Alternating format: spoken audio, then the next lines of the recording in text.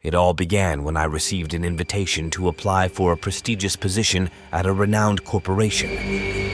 The offer seemed too good to pass up: an exorbitant salary, luxurious perks, and the opportunity to work alongside some of the brightest minds in the industry. Upon arriving at the sleek, modern headquarters, I was ushered into a dimly lit waiting room where 4 other candidates sat nervously.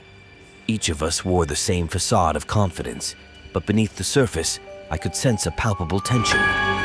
We exchanged polite greetings, but there was an underlying sense of competition that hung heavy in the air. After what felt like an eternity, a tall, imposing figure emerged from the shadows. He introduced himself as Mr. Blackwood, the CEO of the company, and explained that we had been selected as the top candidates for the position. However, before any decisions could be made, we would have to undergo a series of rigorous tests to determine our suitability for the role. The first test was deceptively simple: a written examination designed to assess our problem-solving abilities. As the minutes ticked by, I pored over the questions with a fierce determination, determined to prove myself worthy of the coveted position. But as I glanced around the room, I couldn't shake the feeling that something was off. The next test was even more bizarre: a physical challenge that pushed us to our limits.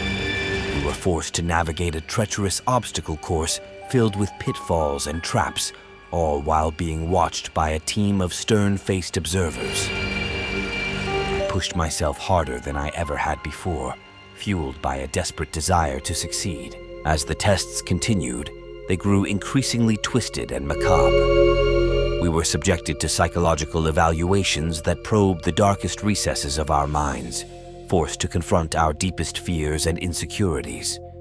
Each trial seemed more impossible than the last, but still, I pressed on, driven by a determination that bordered on madness. Finally, after what felt like an eternity, the tests came to an end. Mr. Blackwood gathered us together in a lavish boardroom and announced that only one candidate had emerged victorious: me.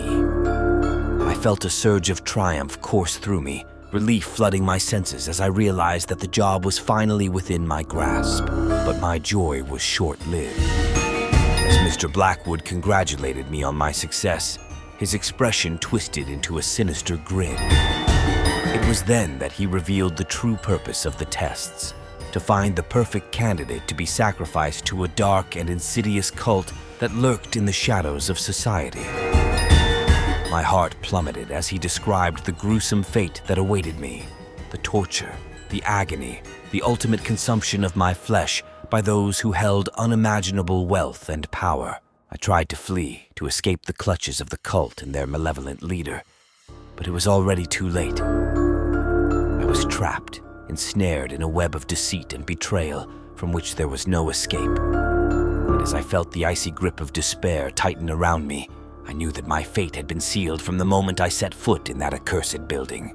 Now, as I languish in the darkness, tormented by visions of unspeakable horror, I can only pray for the sweet release of death to claim me. For in the end, the true horror lies not in the grotesque rituals of the cult, but in the realization that mankind's darkest impulses lurk just beneath the surface, waiting to consume us all.